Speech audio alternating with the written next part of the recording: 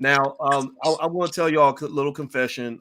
If I was to put together a super group within hip hop, some of y'all that know me would know these things. Some of you are going to learn today. If I were to put together a super group of the best rappers the rap, my favorite rappers of all time, that group would consist of four guys that I happen to know personally, which is a great honor to me. It would be Ice Cube, Killer Mike, D1, and Immortal Technique. That Oh wow. if I could get those four guys together on one album, I'm gonna be working for that for the rest of my life. It would be those four guys, and I happen to have the honor of having this brother on the platform. And so, without further ado, I hope everybody will give this brother Big Black welcome. How you doing today, man? Well, thank you very much for having me on the show. I'm honored to be here, and we could just jump right into it. Whatever you want to talk about, we could take the sister's question, or if we already got that from the pre-recording, we can add that to the broadcast. It's up to you, brother. Okay, perfect. Well, let's start then. Let me just say this, everybody. I talked to this brother on the phone. You and I only talked once, but first of all, it was like talking to somebody I already knew. And I already seen your music and everything else, and anybody that listens to your work knows that you're a deep thinker. You're not a shallow guy at all. And but I can say the whole time we talk, just that whole stream of consciousness in terms of all the ideas it seems that you're processing all the time. What I thought about, man, is I said he's so smart, but I wonder if you go through the dilemma that a lot of brilliant people go through, which is almost feeling like a tortured soul, that you notice all the things about the world that just are not quite right, that are off balance. You notice all the things that could go wrong, right? All the things you have to be aware of, all the possibilities as well. I don't know about you, man, but sometimes that keeps me up at night. What do you say to that? I think that when you have rage that's internalized, it could easily become depression. That is a psychological fact. That's a fact of the mind. That if you don't get a place to express this outrage, because there is such thing as justifiable anger. Whenever you see a person who's indigenous or African on television and they're angry about something, they're painted as irrational, as if they don't have every right to be furious at a system that's tried to whitewash their history as of recent, uh, at a system that tries to co-opt their struggle when it can't outright defeat it. So I think that being uh, angry and expressive of these things, or being pensive about them, is perfectly natural. But I advise people to find an outlet that doesn't have to necessarily do with their work. You know what I mean? For some people, their outlet is different. Some people love to box, they love to work out. For some people, that's not their thing. They play video games, they relax, they meditate, whatever it is that you can do to find an outlet for that. For me, when I'm not doing music, I write like actual stories, like working on a novel of short stories. So I've been involved in the creative aspect of everything that has to do with the game and also with the business side. So for me, I think it's less impactful when I see something overtly shocking, because the premise of everything I do is to present not simply the argument that exists now, but the argument how it was in the past, and the argument how it will exist in the future. For example, slavery and racism is a testament to the cowardness of the United States, to the extreme cowardness of this country. For individuals that look up past empires, right? Rome, Greece, the Caliphate, the medieval kingdoms of Europe. When these people took slaves, they took slaves simply because they won the war. They didn't need to make up a bunch of legal excuses to own people, to say, oh, you're 3/5 of a man, or we're doing this just so we don't get sued later on in court. Right.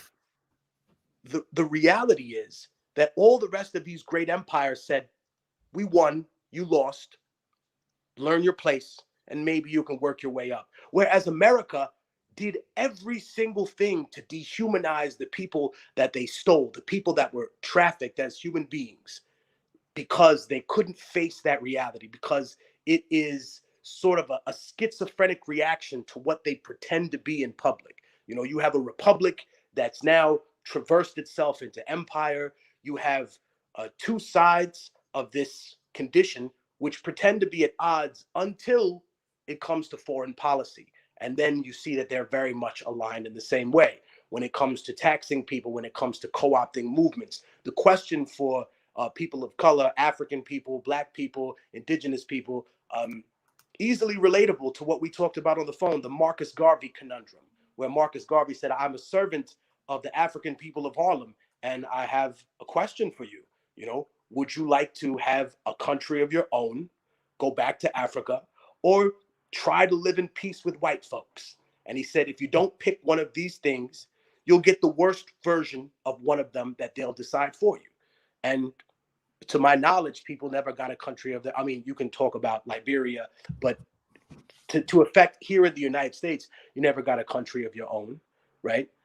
It was segregation was turned into integration, as you've discussed on this show, primarily for the benefit of America's economy, not because they wanted Black or brown people in their establishment. They wanted our dollars to be part of their establishment as the capital for capitalism, which African people being enslaved technically are. They are the capital for capitalism, which is why we began this discussion before we went live talking about reparations and how important that actually is to have in the conversation, because whereas people see it as something that's undeserved, I would say that it's not only deserving, but necessary to rectify the wrong that was done when this government compensated human traffickers, the people who robbed, raped, and stole, the people who made Jeffrey Epstein look like a choir boy.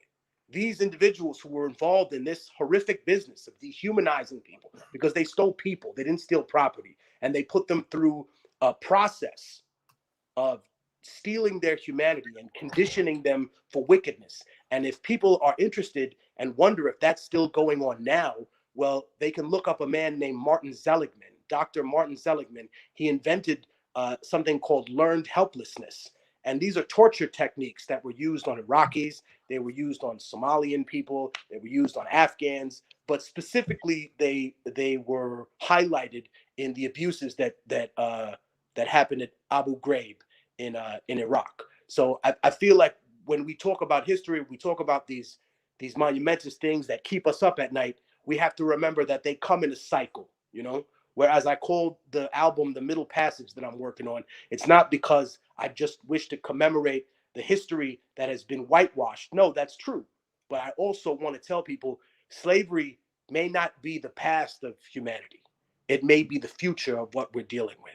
And for people who disagree, well, what happened when the country of Libya collapsed under one of the most liberal presidents in modern memory, Mr. Barack Obama? It turned into a slave market. When Mr. Bush practiced regime change in all of these places, in Afghanistan, in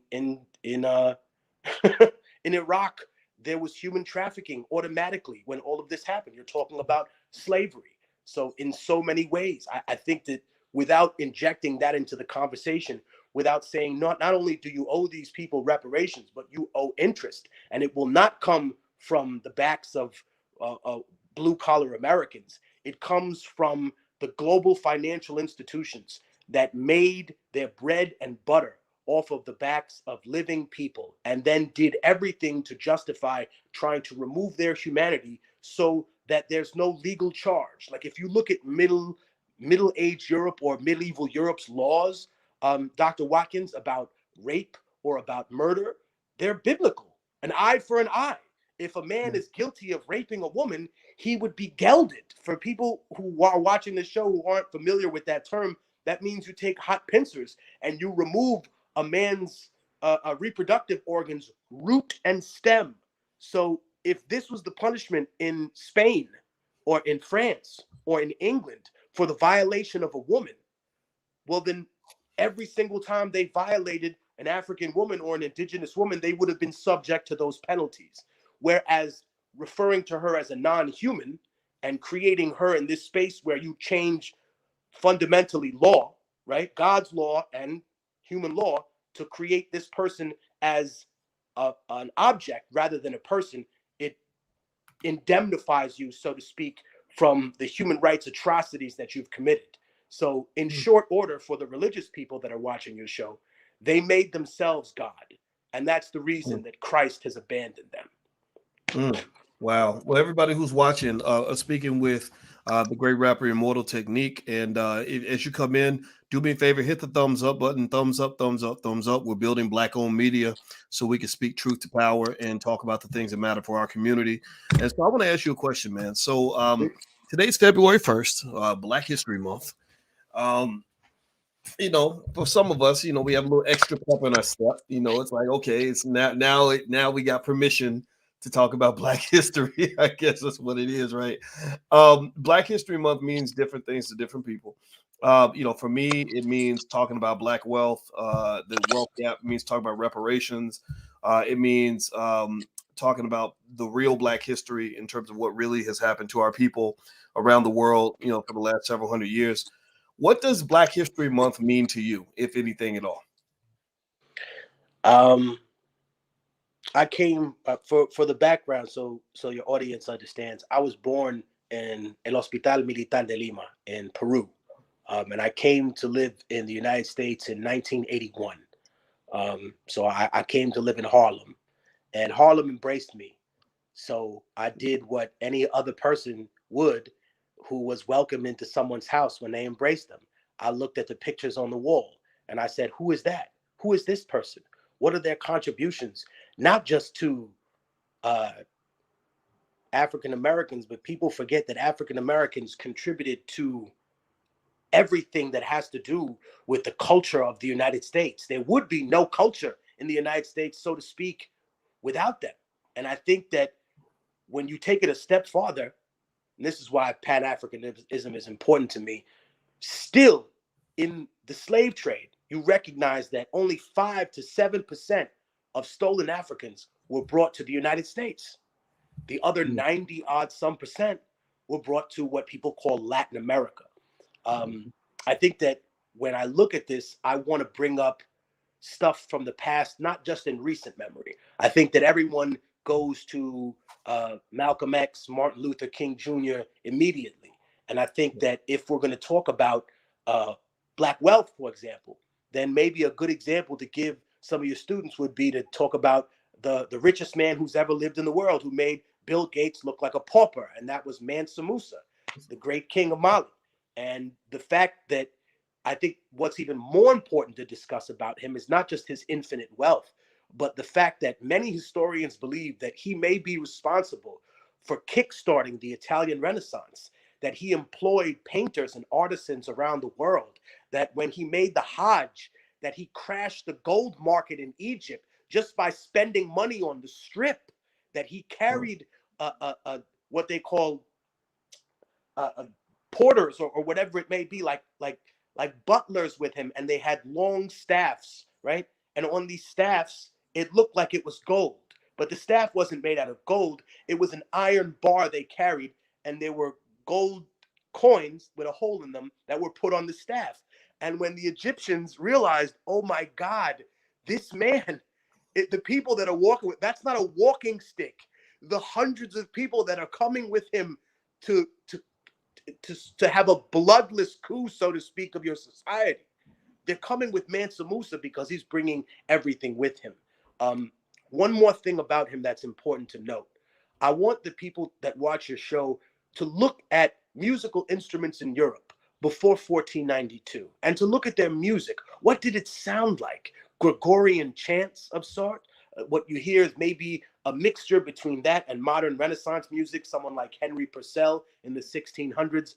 But when you look at the instruments, you can find out that one horrific thing about conquest is that the Europeans specifically burned thousands of African instruments. They did not want them to be connected to that culture. And that's because music, right, teaches culture. Music teaches your history. And that when you look at West African societies, when you look at indigenous societies in general, the spoken word is incredibly powerful. The person who retells that story inexact has to teach it exactly as it was. Now, obviously, it's mixed in with a lot of spiritualism. People don't take it as a direct historical account. But then again, if you read the Bible or the Quran literally, you're going to fall into the same issues. If you're not already a believer in faith, there will be some things that are dogma that are hard to accept. But looking at it from that perspective, you see instruments that would normally look like what brass instruments in an orchestra look like now. But examine those West African instruments from the period of 1000 to 1492, and you'll find everything that you find in an orchestra now, just in a different way. And I think when you relate it to the conquest of the Americas, so to speak, you'll find that they did the same thing with indigenous people. They burned all of their instruments, they burned their codexes. They wanted to separate them from their past because it's necessary to separate a person from their identity. So when I discuss something like Black History Month, to me, growing up in Harlem, every month was Black History Month. We had to learn about somebody new all the time because these are the people that changed the face of the world. You know, when you look at an individual, Black History Month, let's say Muhammad Ali, why is he so special? Not just because he was the heavyweight champion of the world, he was Black, he stood up against racism. No, think about this example, Mr. Watkins, Dr. Watkins, excuse me. There were thousands and thousands of gladiators in Rome, right? But we only remember the name of one, Spartacus, right? There have been hundreds of heavyweight champions, and we only know a handful of them.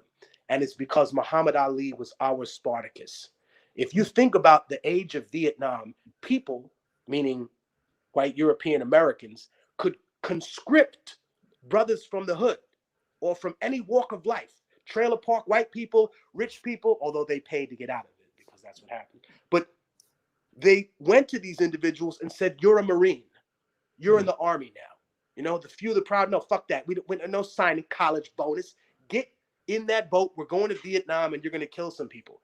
And this man, whether people think it's single-handedly or as part of a movement that followed him, he embarrassed the United States so much that they ended conscription, not solely because of him, but he was a huge part of that. And to end forcible conscription in the United States, something that's been going on since 1776, when these individuals think they invented freedom. But since 1776, up until his era, they could come to your home and say, you're going to fight in Korea. Let's go. We're going to Spain. We're going to fight in Puerto Rico. Why? Who was Hitler to our people? Right? Some people say it was the King of Belgium who murdered 10 million Africans. Yeah. Right? Where's the galvanization for that? For the justice against that individual, right? To grab every single person in this country, say, hey man, this person is killing innocent people, and we're all gonna go do that, right? We fought all your wars. You fought none of ours. Just remember, the great reward for serving this country is to be able to die in its wars, right? That's the great honor they show Native American people, which isn't really an honor. Naming missiles and weapons of mass destruction that you use against children, Apache helicopters, Tomahawk missiles. But it was the same with African Americans. People were convinced that being a Buffalo Soldier would lead to upward mobility, right? And that was even before World War II. Still segregated units in World War I and World War II. You know, you had to convince people that were living in a racist country to go fight other people to fight against white supremacy and fascism, which is a conundrum because they're dealing with it and living with it here. So, I mean, to me, I think there's no shortage of Black history to tell. So whether you want to go to Muhammad Ali, the modern Spartacus, or whether you want to discuss someone like Mansa Musa, which is incredibly important, not just for the development of Africa, but really gave a leg up to middle-aged Europe when the artisan community was in shambles, and probably propped the Pope's bankers up as well, people say. Well, you know, I'll tell you this. You know, it's one thing that's really that I'm curious about as I'm listening to you break down history and talk about the things that interest you so much. Whenever I listen to somebody that's got some great things to say, like yourself, I always wonder about their parents, right? And I know that you were born in Peru, from what I understand, and you came to the U.S. You said in 1981 as a result of the Civil War, and your father Your father had a military background, right? He's a colonel. Tell So us about your dad. my father came to the United States to study in Haverford in Philly, and then returned to Peru because Peru, like some other countries, has conscription. That they say, "Hey, good morning," and you say, "Good morning." Well, you're going to come to the army now, and they're like, "Well, I don't want to." No, you're not going to. You're going to go, or you're going to get the hell out of here. It's Wow. Korea, Israel, several other countries around the world practice this ancient art of stealing people. But I think in Peru at the time, my father had to take the equivalent of what Americans have here called the ASVAB test. And he scored very high. So they made him a full professor when he was young, and he held that rank. But his purpose at the time was that Peru was updating their weapon systems. They had recently had two kind of skirmish wars in the past 20, 30 years with Chile, and then another like little secret war in the jungle, a few skirmishes with Ecuador over their border. So they wanted to modernize their weapon systems. But what they needed to do is teach the officer corps how to use some of these systems. So they brought in people like my father, who was the youngest of the people there, and then other officers who knew about science and taught them about basic physics, how to use some of the guidance systems, because they were really modernizing their technology at that particular period of time. And then, once we moved here, the government fell completely into a right-wing fascist government led by dictator Alberto Fujimori. And it's interesting because people forget that concessions always have to be made, even during the dictatorship. So when Fujimori came to power in Peru, he had two major problems. He had a leftist revolution led by Maoist guerrillas who called themselves the Shining Path. And then he had drug traffickers who had a direct deal with the cartel of the United States. Remember, Peruvians, we let Colombians take all the blame for everything, right? You've always heard in the American lexicon, Colombian drug lord. You put him in a movie, he's a Colombian drug lord. Everyone says, oh, man. But what's funny, Dr. Watkins, is that Peru exports 30% more cocaine every year than Colombia. And we're more than happy to let Colombia take the blame. Plus, the What? Colombians have to go through Mexico. That was their thing, right? That's what they built Narcos, the series on.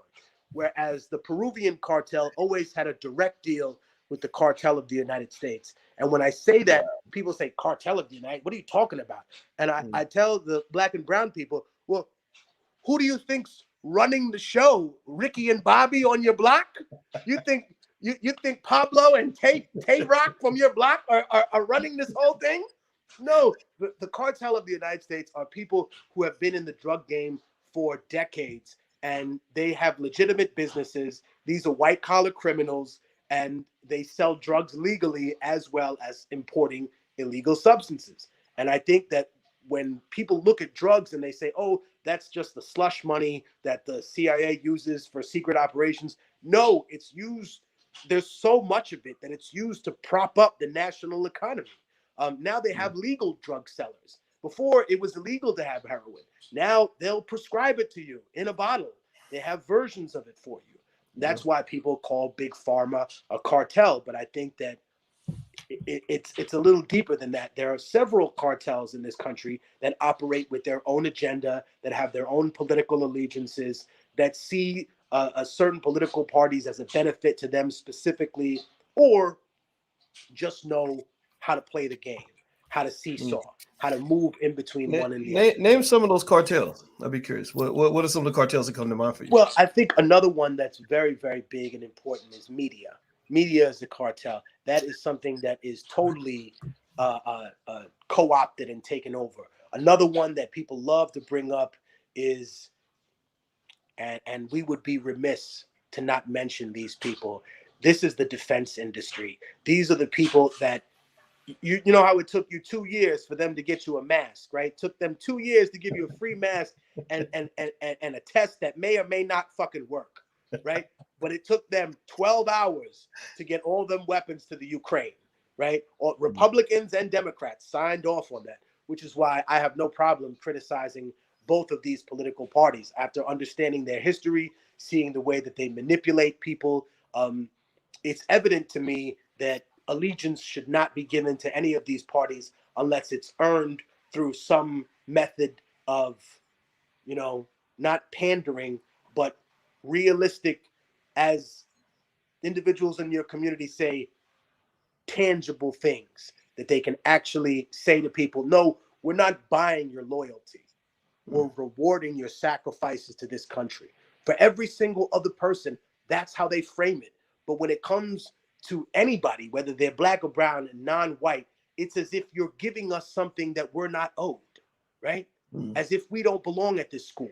The same way everyone looked at, you know, young black men and women at an Ivy League school and said, oh, they probably got in here through affirmative action. No, they got here because they worked hard. Meanwhile, your rich idiot friends had their mom and dad pay people like the lady from Full House to get into the college. Yep. And that wasn't just some little scheme, that was nationwide. You know, it goes to the very factor of saying, hey, listen, there's another cartel, the education cartel, right? Your education isn't valid unless we rubber stamp it. Oh, we can't possibly do courses online. That's not high class. That's just bullshit. Really, all you Ivy League schools went online during COVID, and we realized something. You could have gone online decades ago. You could have had your curriculum to the world, but you've decided to hoard knowledge. But what you're really hoarding is the degree, because we can all get the knowledge from somewhere. You're hoarding the degree, and you're hoarding the proximity to wealth. That's what private schools are really for, ladies and gentlemen. You know your child can get an education anywhere. You could send them to a charter school. You could go to a very, very good public school. You could get private tutoring to go along with that, right? All of those things. The reason that people send their kids to private school and these elite colleges are not just for the education, but the proximity to wealth and the connections that they think they're going to get while they're there. Everybody who's watching, I'm speaking with the one and only Immortal Technique. As you come in, please hit the thumbs up button, thumbs up, share, subscribe, and by the way, I want everybody to follow you on Instagram, brother. Your Instagram is Tech Immortal, right? Is that right? Yes, sir. All right, cool. I'm gonna put that on the screen because you know I'm gonna tell you, and I'd like to change the direction a little bit and talk about hip hop and kind of get your take on what you're seeing in the industry in terms of the music. You know, like I've had my opinion. You know, everybody here knows kind of how I feel. You know, I have the hip hop I love. I grew up loving it. But then I have some stuff that disturbs me. I see, you know, I don't know if you knew that in 2020, I think 200 rappers died in 2020. I don't know if you knew that or not. But it was, yeah, and it's almost to the point where, without being overly preachy, I feel like it's important to us as grown ass men kind of just take that moment to point out the fact that there's something problematic about preaching death to a community. You're chanting death, you know, drug addiction, killing your brother, you know, throwing away your money, disrespecting your women, just, you know what I'm talking about, all of that comes with it. And I'd like to get your take as an artist and as a very good artist. If y'all have not heard his music, go look it up on Spotify. This brother is extraordinary. Give me your take on what you're seeing in hip hop, the good, the bad, the ugly, and everything in between. Well, I think one thing that we have to note is that when it comes to all these deaths, which are incredibly tragic, I always see it linked back to the art form as a way to slight us as a people, to call us savage. But America was violent before rap. America was extremely violent, right? Before the blues, before jazz, before all the predecessors of what hip hop is, because people forget that hip hop is in that lineage. It may not get the respect that some of these other art forms do, and that's because there's no gatekeeper. And when I look at that, I can say, okay, here's the difference. If one of your fans, right, wanted to sing and they were up against Whitney Houston in her prime, we would be able to tell very clearly that someone sounds like an albatross and someone sounds like Whitney Houston. If Branford Marsalis came on stage and another fan of yours or mine got on stage and had never played an instrument before, they didn't even know the scales, and they tried to play, it would be very obvious who was a professional and who was an amateur. But there's no gatekeeper now, because now the person, right, that has been rapping for 2 days comes in and is judged on the same scale as someone like the God Rakim Allah, which is insane. But I think that goes to the fact that people really need to understand that, and I say this with all due respect, that when you give someone exposure, that's beautiful. Exposure is great. And giving them a spotlight to say, look, this person contributed, that's wonderful, thank you. But ownership is better than exposure, than all of the things that I'm discussing now. And I feel like when I see the industry, the way it is now, the way it exists, um, there needs to be more ownership by people. There's a lot of stars, but what I see is a lot of opportunities for people to take it to a place that they don't even think they can go. They have to remember, the artist has to remember, I'm speaking to them, that they are the product, that they are the most important thing involved, that they are the capital, that nothing runs without them. And whereas to how violent some of the music has gotten, or to speak sort of to make the point, whether or not a person is morally responsible for some of the things that they say, I think that's the difference in hip hop. When you go to an actor like Al Pacino, right? No one would ever go up to him and say, "Hey, Tony Montana, you got 20 keys. I'll give you some money." Al Pacino would look at them like they were smoking crack. I'm not a drug dealer, man. I played that on TV. I think that's the kind of nuance that rap doesn't get. Or maybe that some of the artists won't allow their fans to see. They need to be in character all the time, whereas they think it's fake to play a character. But yet the industry sells this reality like the underground is some calm place where everybody raps about niceness, and the industry is where the real gangsters are. And the industry is where the real divas are. And the underground is where the real criminals are. And I think that whether or not people want to accept that, it's just the reality. You go to any city, right? New York, St. Louis, Chicago, go where the underground dudes is rapping, go where the people are hungry. You're going to be in a place where if you ain't been invited, you're not welcome. And I think that those kids make up the heart of it. I find it very difficult to criticize the younger generation because as a formerly incarcerated youth, I feel like I want to give kids more leeway than people gave me. I also taught in a prison, and I think the myth about missing fathers is a detriment to the community. I think when you talk about prison, you have to recognize the vast majority of people in there are not there because they're just missing a dad. It's because most of the people there are being raised by not their mother or their father. They're usually missing both parents. They're usually in a place in which they grew up around addiction or around abuse. Individuals, yes, can be a product of their environment, but also the environment that's forced upon them as a child. These individuals didn't choose this life. I've never known someone that said, I want to live in the projects to prove that I'm tough, right? People don't live in the hood because you're tough. Okay. Anyone watching this who ever grew up in the ghetto, your parents didn't choose that place to raise you as some kind of decathlon in the ghetto to see if you could survive gunshots and stab wounds. You live in the ghetto because your parents are poor, and probably because they were redlined by a racist system that didn't allow them to buy property. Forget that you had the money. See, that wasn't the problem back in the day. Plenty of black people had money. We don't want you here was the message, right? Now, the problem is when we look at things, since we're talking about Black History Month, we look at things like the Civil Rights Movement. One of the sad things about the Civil Rights Movement is that it showed a very, very clear divide in classism in every community, because the end result being a lot of individuals who participated in that movement then during the 70s and 80s became this kind of self-appointed moral compass of the community to say, oh, well, this music is a detriment, right? Or the Reverend Calvin Butts and C. Dolores Tucker, specifically people from the Christian community. Now, listen, I love the revolutionary Jesus, not the co-opted fake white Belgian hairdresser that they got on that painting, right? But when I see Dolores Tucker and them, and I said, wow, this is not representative of how an adult talks to a kid, you know? Mm.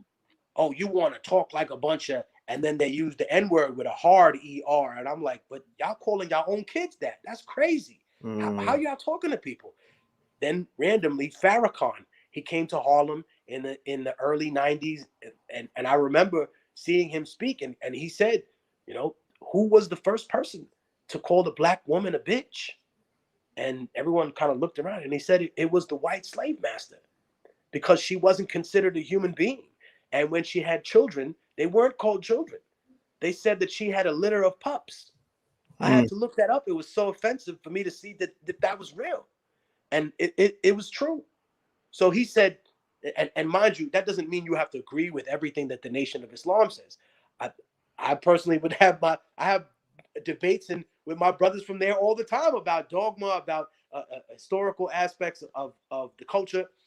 But one thing that I could say was he was 100% right about that Mm. we have to be careful whose language we're using, how we're using it, and to always remember that we are part of the lineage. If you're in this culture, if you want to do poetry, music, hip hop, you are part of that lineage. You're part Mm. of those artists. At some point, if you are going to continue doing your craft, you are going to get noticed by people that do that professionally, and they will be forced to respect your talent, because talent is undeniable, right?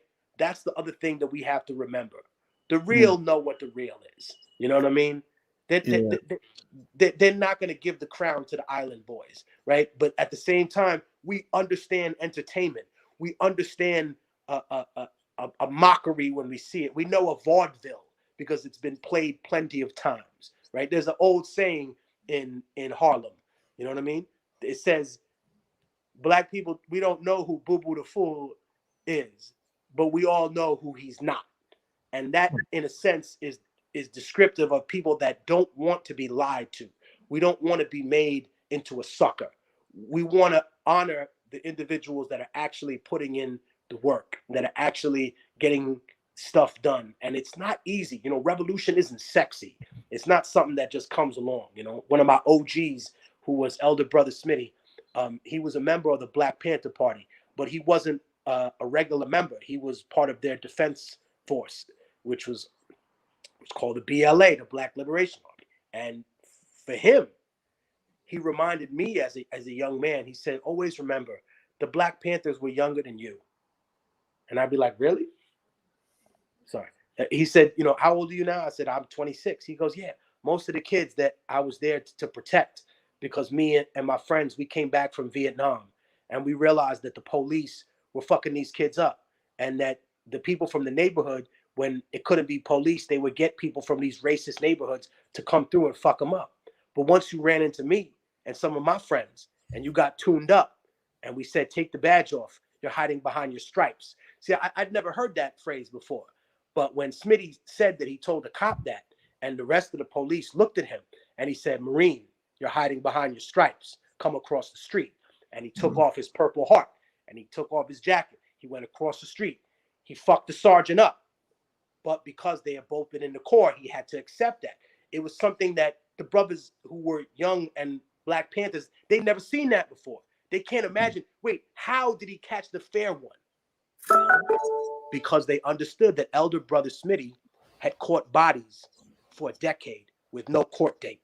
And they Mm. realized, okay, I'm dealing with a warrior, right? Now, one other thing I learned as a young man is that you don't have to necessarily touch a battlefield to be a warrior, okay? If you're a young person watching this broadcast with myself and Dr. Watkins, I, he can make the best podcast. I can make the best lyrics in the world, but that won't physically heal a person. You becoming a doctor, listening to this channel, you can do that. You can become a part of that. You know, your battlefield is the hospital. Your battlefield is against death, and you're going to lose that battle. But your job is to fight as hard as you can until the day in which your patient can no longer go. Hey, I had the brother Mumia, who was unjustly accused of murdering a police officer.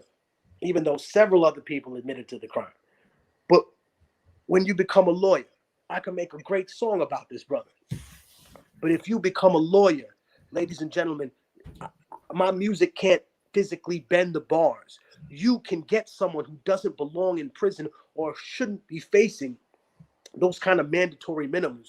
You can physically get them out of jail. You can participate in the culture. You are the revolution in that sense. And that's what I learned from my elders growing up in Harlem. Wow. Well, you know what, man? It's interesting, when you were talking about, the culture, the music, and you hit a lot of good points with that. Particularly what you're talking about, like in terms of a warrior mentality. And one of the things that I've always wondered about what happened with our music. And I consider Harlem and New York in general to be a little bit different from other parts of the country. I got a buddy who's an artist out of New York called Big Nard, and it is so funny because when I talk to him, he talks like you, he carries himself like you. I told him I was going to talk to you. He loves your work and everything, and he's writing a whole book and everything, right? And because he's a deep thinker, right? And I think that's something I noticed just as a guy from the Midwest who saw hip hop from different parts of the country.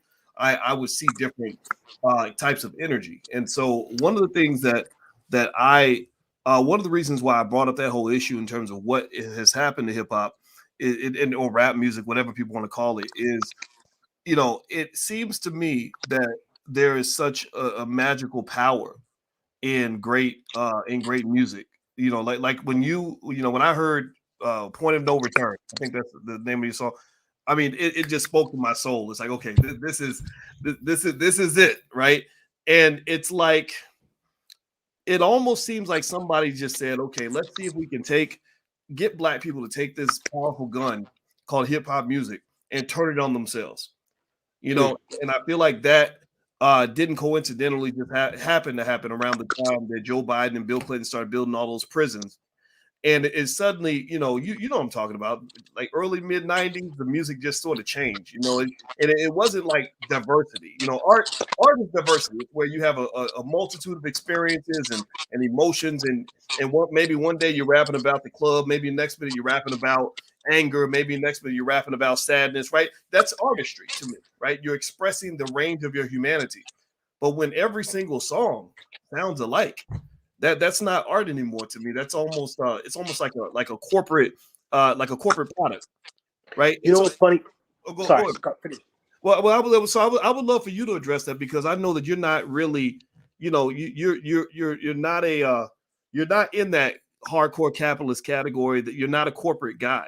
And I'm wondering what you're seeing and maybe message you could share with the artist without necessarily being critical, right? Like encouraging them, go be great, but just understand the environment that you're operating in and how some other people around you, meaning entities and institutions like Apple Music, Spotify, record labels, don't necessarily want what's best for your community, and they don't want this music to be used in a way that's going to make our people better off in the end. I think when it comes to hip hop, I've had this conversation with several prominent executives, and they were all black. And I asked them the same question, and they said, "Well, I don't understand how they removed all of us from the room in order to have these conversations about secretly destroying our people." They had a much more simple explanation. They said, "Listen, look at movies right now. What is a romantic comedy? Boy gets girl, boy does something really stupid to lose girl, boy goes on a stupid quest and does embarrassing shit that is Diet Coke stalking, right? That's some stalking, right? Listen, if your daughter tells a person, Dr. Watkins, leave me the fuck alone, you lied to me, you cheated on me, I don't want you to ever bother me again, and this dude interrupts the wedding that you have paid $100,000 for, you're not leaving with her. We fucking you up, man. Like I blew $100,000. Like if you continue these stories that are told, it's the same cookie cutter thing. I'm not saying that that's the excuse. I definitely have the same frame of mind that I believe that individuals wanted to influence hip hop to go in another direction. I've seen that correlation. I've had those discussions, and I've definitely pushed back against those executives because I said that they're their tenure at some of these labels has changed the priority for many of them, in my mind, wherein it becomes, okay, I'm centered around this one megastar. And no matter what this person says, whether it's correct or whether it's wrong, we got to agree with them. We got to massage their ego as an artist. And many times, artists aren't the most politically educated individual in the world. And a lot of times, people have made this point before, where in the Latino community, the Black community, we love to put actors and artists as the representatives of who we are. And no one's saying that they shouldn't be. If people are qualified to have those discussions and what they say can be debated, reviewed, conversed with among other people, so to speak, a peer review of the community, then that's fine. But then there are some individuals who really, have no sort of grasp of something much larger that exists in their community. And they'll just say, oh, well, I don't agree with this, or this is bad, or, you know what I mean? There's no racism. The BLM, they're all Marxists. I laugh when I hear things like that, because I say, I do not need liberal white people to come to the ghetto to convince me that half of y'all in this country is fucking racist. I don't need that. I never needed a liberal girl with pink hair to call me on the phone and tell me that I'm being oppressed. I look at the residential schools in Canada where they've done nothing about these children that were found murdered, right? I see this government preach God, but they've never gone after the Catholic Church, which is a child trafficking organization that's disguised as a religious organization. If anyone else was doing it, right, they would go after that. But anyone else, if there were mosques that were involved in this, oh man, we got to investigate every mosque. We're not investigating every church. We should be investigating every church. And if they did that now in the past 10 years, then imagine the buck breaking and the lunacy and the sicko-ness that was taking place during an era where people weren't even considered people. And the other part is that this country didn't become a democracy until 1967. And when you look at the history of those decisions, they've never really been in the best interest of our people. And I think that's why reclaiming the art of the spoken word is so important. It's important because it shows people our lineage. It shows people that our struggle won't be forgotten. It shows people, hey man, don't just learn about Nat Turner. Learn about Gabriel Prosor and Denmark Vesey. Why? Why learn about all these people? Well, because they have so many similar things in common. Remember that people who were enslaved were only given what they call a slave Bible, right? Which is certain chapters of the Bible were removed because they were thought to be something that would promote revolution in the minds of African people. But when Gabriel Prosor, Denmark Vesey, and Nat Turner picked up the Bible, they said, no, I'm tired of reading this chapter of Leviticus over and over. I like this part in Exodus where he says, let my people go. And I think when we discuss slavery as a more global concept, you can see the same thing repeated in the Arab slave trade during the Abbasid Caliphate. And for students of history that are watching this show, that come to your show to get stuff like this, there's a wonderful book called The Revolt of the Zanj, Zanj, which is the real Arabic word for black. Some of them say Abid, which is synonymous with slave, which is a racist terminology, the same way some people use mulatto without realizing how much of a racist terminology it is. But it was called the Revolt of the Zanj, and it was because during the Arab slave trade, many of the East Africans, they converted to Islam, and they said, wait a minute, no, it says here in the Quran, you cannot enslave your brother. Now we have converted to Islam. How dare you say that you are Muslims, because you're not. You enslave your own brothers, and you only do this because you think that you are like the Greeks. You think that your skin is so light that you've become Greek, but you're not. You belong to this part of the world. A very convincing argument. And they set up a capital city about 13 miles away from Baghdad called Muqtara. And they held out for a decade against the greatest empire that existed at that period of time. So it's important to learn about all of these specific things, because and for the people that are interested, it's from Cornell University Press. volume 36 of the Histories of Al-Tabari. Wow.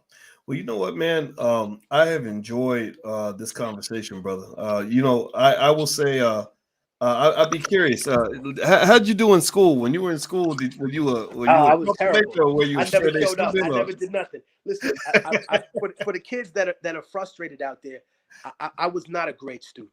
And also, I'm gonna say something that it kind of hurts my heart to tell you this, but we had this conversation on the phone and we agreed. I wasn't always a violent kid for the people watching this show, but in the Black and Latino community in Harlem in the 80s and 90s, it was sad, but it's true. If people knew you were smart, they thought you were soft. Mm. So a lot of times people equate being smart with being weak. And that's one of the biggest self-sabotages of our community. You should applaud your child. Listen, brother, if you raising a daughter or a son who is smarter than you, humble Mm. yourself because God has given you a gift. Allah has blessed you with something divine, right? How dare you be jealous of your child? How Yeah. dare you be jealous of your son? If people are making fun of him because he's smart, it's because they can't understand his ideas. It's because they're jealous that he can see a pattern where other people just see a splatter on the wall, because he sees a math equation, whereas other people just see gibberish. We should applaud that. So realistically speaking, I became a little bit more aggressive because every time I came home, I refused to hide the fact that I was smart. And the people that I grew up with, the Jamaican cats from next door, they would love talking about the history of their country. And I would say, well, wait a minute. Jamaica was once controlled by Spanish slavers? And they would be like, yeah, it was. They Spanish town. Oh, cool. So how the fuck y'all end up speaking Patois? How'd you end up speaking this Africanized version of English? And they said, well, they failed to overtake the island of Hispaniola, and the dude who founded Pennsylvania, his father ain't want to go home empty-handed. So he attacked the weakest port in the Spanish Main, which was Santiago de la Vega, which then became Port Royal. And I thought Mm. about that and I said, so you mean to tell me if he had been successful, all the Dominicans would be speaking English and all the Mm. Jamaicans would be speaking Spanish? That's how close we are. That's how close we Wow. are as a people. And also, we didn't even have time to get into how fundamentally racist Latin American society can be. So that's for next chapter. I would love to do this again with you, brother. But I think it's Yeah. important to have these conversations because it brings the community closer. It makes people understand that we have more things in common than we do apart. And I'm not trying to put a band-aid on negativity, and definitely not uh, uh, the unabashed racism that I've seen for indigenous people and African people in Latin America. Mm. I don't think that can be excused. And I think it's because it's in the name. It's a society built by Latin people from Europe who then co-opted whatever they could from the culture of African indigenous people that were enslaved within the confines of their empire. It's just, we always have to remember, God bless Haiti, because when Napoleon overtook the Spanish king, that weakened the framework of Latin America, right?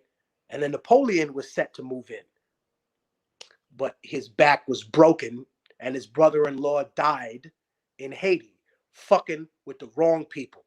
And the rest is history, brother. And I look forward to doing a little bit more about,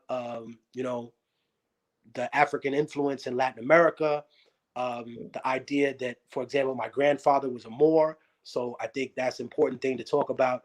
And then hopefully next time, I didn't have a time to find high res versions of these old documents, but the next time we do the show, I would love to bring them on and just give a scholastic approach to some of the audience that you have about how exactly we're living in a remnant of that social caste system that Latin Americans invented for Black and indigenous people. And even though it doesn't exist anymore as a relic, the remnant of that system can be seen in how people come to this country automatically thinking that, oh, at least I'm above those Indian people. Oh, I might be right from fresh off the but at least I'm above these Black people, because that's what you've been lied to and told your entire life because of this flawed history that you've learned. If you think that Republicans banning books by Black authors claiming that CRT is ruining minds is bad, well, then just imagine people trying to hide your history and your contributions to a country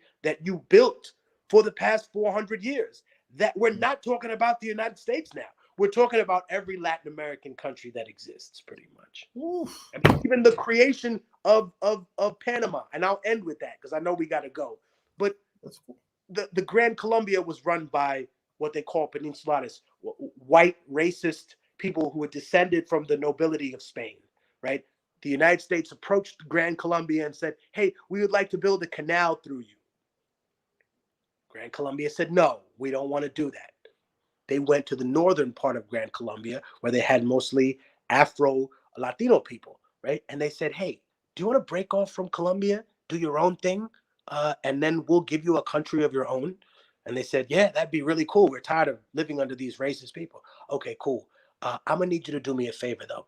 We're going to need to build a canal in your country. And they did so. And they fomented a rebellion. They took the country over. They said, hey, fuck you. And they turned the country into what we know as Panama today. And the reason that I bring this up is because whenever they do something for us, it's not for us. It's for them. It's just branded that way, brother. And that's what we got to live with, man. But hey, it's been an honor to be on the show. I look forward to coming back. I definitely keep the ancient artwork in my house so I can study that period of time, because I think it's important to note that while this was being made, right, that Europe was basically living in poverty and they were being funded by the great Mansa Musa. So God bless. There you go. Now, how was that for a Black History lesson? Yeah, it's Black History Month. See, now, do y'all know? I hope if you did not know, now you know why this brother's a bad motherfucker. He's a bad. You are a bad motherfucker because you use the extraordinary power of music to also be a teacher, and you teach in your music, you teach outside of the music, and this is leadership, everybody. It is even the fact that he mentioned the ferocious having a ferocious desire to protect and to defend your right to be intelligent. Like, like, no, you're not going to play before punk just because I'm smarter than you. Like, don't get mad because I'm smart. Kids, don't let nobody. I love kids, that. don't let nobody shame you.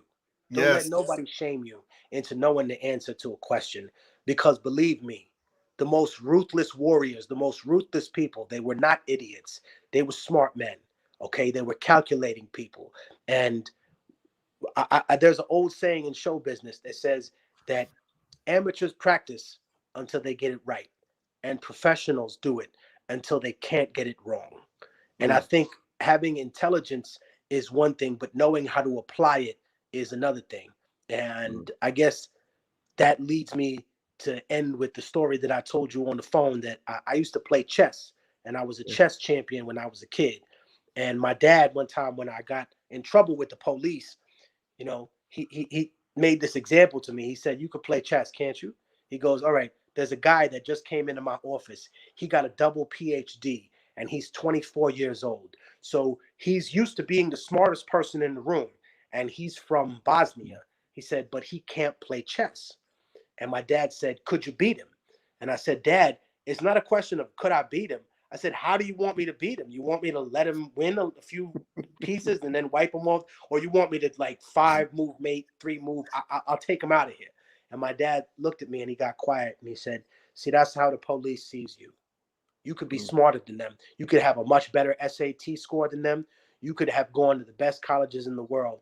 They know how to smell a liar. They do this every day. They know how to turn you against your witnesses. They know how to give you a soda so they can collect a DNA sample. They know to give you coffee so you get more nervous. They know how to make a person lie just so they can find out whatever lie is related to that. So when you look at individuals that are in this society, never discount somebody's intellect or somebody's wisdom simply because they're not in your field. You and I both know that a doctorate is simply a an intelligence about a specific thing. Like people do their doctorate in like what were the Roman soldiers wearing, right? That doesn't mean that you know everything about Rome. You did your doctorate on what the soldiers were wearing, what kind Yep. of clothes, what kind of fashion designers were in Rome, right? That not everything about Rome. So I think that's the distinction that individuals need to make. Don't limit yourself in terms of what you can achieve. You know, what the way you say to people, hey man, the best thing to invest in is in yourself, and to know the difference in between what your budget is to invest and what you can kind of play the casino with. Well, I would Mm, say when it comes to yourself, it's time to be all in with that investment. You know what I mm, mean? Whether it's your health, whether it's your mental well-being, as we saw the sister, God rest her soul, committed suicide. The beauty queen seemed to have everything. Everybody was on it, but we don't know how people are suffering inside. So mm, make your mental health a priority. Check on the elders in your community. Oh, and speaking of elders, if anybody wants to help out, I also run a charity in Harlem. We started doing that during the pandemic because there were too many elders in the community from the projects that were trying to go to the grocery store, and it was a madhouse. So what we do mm, is we modeled our thing, the Rebel Army Runs, which is on Instagram at Rebel Army Runs. We modeled it after the Black Panther free breakfast program, but we're not allowed to serve hot food because of the pandemic. So we put together a 2-week food pack of like oatmeal, canned milk, rice and beans, just a gang of stuff, soups, and we make it a 2-week food pack for the elders. And we're in front of Grant Projects tomorrow. Then we'll be doing the Isaac houses, Washington houses, and then back up to probably the Dykeman houses. But we serve the vast majority of the people that are there are Black or Latino, but don't let it be fooled. They're Asian and white people that live in the projects, and we don't discriminate. Whoever's elderly, or if you come in there, single mom, or if you're a dude and you need to bring some groceries home to the fam, we do not discriminate. We do not ask you for ID cards. We don't ask you for any kind of vax card, nothing. Come to mm. us and we do whatever we can to help the people. And that's what I believe revolution truly is. It's hard work. And I want to shout out the staff that I work with, my brother Good Time Slim from Albany Projects, and the Dominican sister Jean Marie that came and supported us during this whole time. And they worked tirelessly along with myself and other people to give away. And now, since we do it, I think it's 80, 75 or 82-week food packs every week. And we out there like clockwork, brother. So 10, if you want to see me 10 a.m., 10:30, I'll be on Instagram tomorrow with my phone on the line taking care of everybody, man. That's what's up. So everybody, you see it on the screen.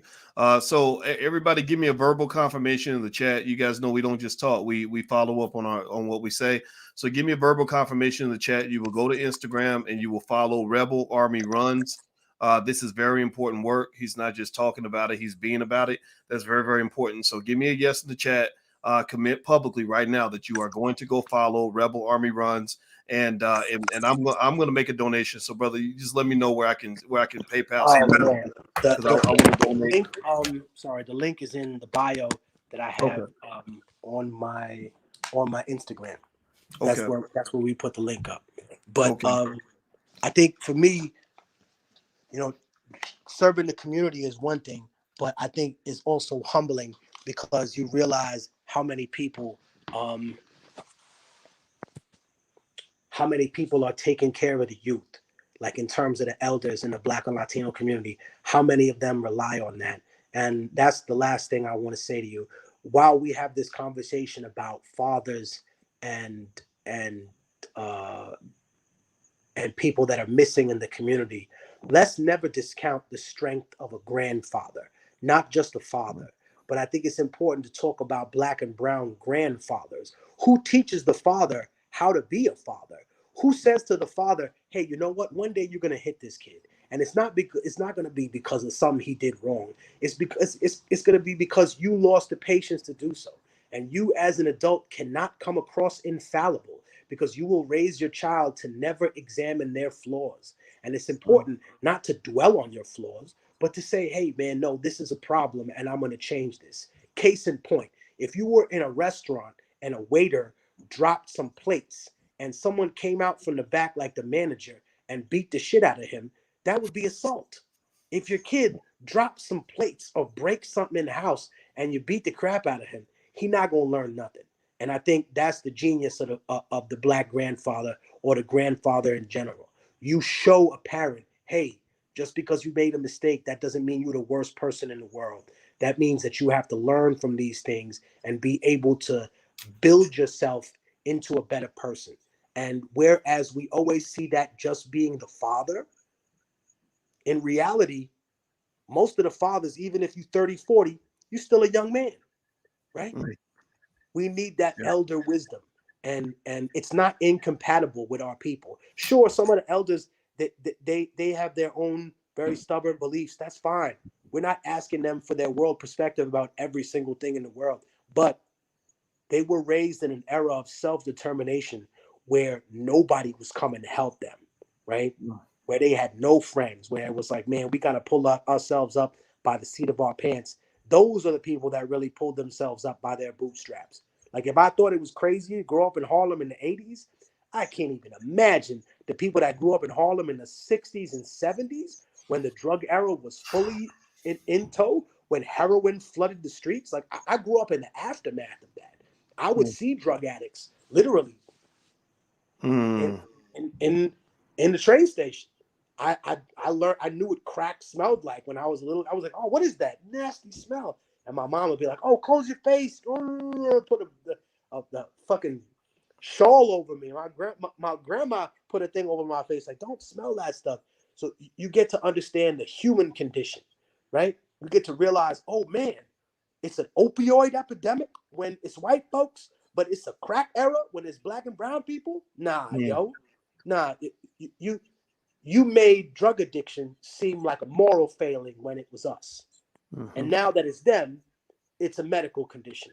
How about it was always a medical condition? How about those people that we call fiends that are on the corner? They're really addicts and they didn't choose that life. Most people that become addicted to something do so because of extremely traumatic events in their life. And I don't even want to begin to delve into the horrors that homeless kids grow up with because I have a few friends that grew up homeless and the stories they tell me are not nice ones and they are not the ones that you want to hear. You're going to need a shower afterwards. It's some horrible shit that people grow up in. So Wow. I'm telling people, man, invest in yourself. Do not be afraid to be intelligent and do not let your kids be ashamed to be the beautiful, intelligent, black, brown kings and queens that they are. But remind them that achievement pales in comparison to maintenance. Anybody could win the title with a lucky punch. Who gonna defend the title for 10 times straight, right? Who's gonna stop conscription, right? We gotta be like Muhammad Ali. We gotta be like Spartacus. Bring it all down. There you go. And you have it from the Muhammad Ali of hip hop, Immortal Technique. Everybody, make sure you go follow. You know, I'm from Louisville, so when you say Muhammad Ali, Oh, that means something to me, man. You know, I got my family got a lot of stories about him. You know, he went to high school with my grandmother actually, oh and so wow. yeah, man, yeah. So that's like right there, like you know. So I get it, brother, and I have a lot of respect for you. Come back whenever you want. We can finish. Definitely, We can have the rest of the conversation. All those topics definitely. you mentioned. You know, like I said, like I told you before, I throw the ball across the plate and let you knock it out the park. And it was awesome to have you here. So everybody, give a digital thank you and round of applause for our good brother, Immortal Technique. If you haven't heard his music, you got to go check it out. It will move you. It's extraordinarily good. You can follow him at Tech Immortal. Also, you can follow his charity at Rebel Army Runs right here on Instagram. So don't just say you love him. Like go support what he's doing. You know, make a donation. That help out. I know we got people out there in Harlem, so step on out there and say hi. All right, guys. So God bless you. Everybody have a good night. Hit the thumbs up button, share, subscribe on your way out. And thanks again, my brother. And you guys have a good night. We'll see you soon. Thank you Peace. for having me on the show, Dr. Watkins. Look forward to